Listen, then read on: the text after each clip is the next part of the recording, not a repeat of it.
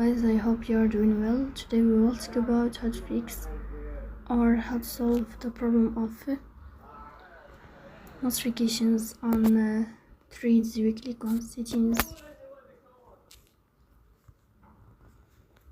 Here we click on apps, default apps, app settings.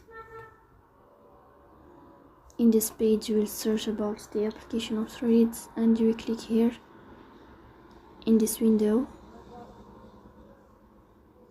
Then we click on first stop and you will click OK.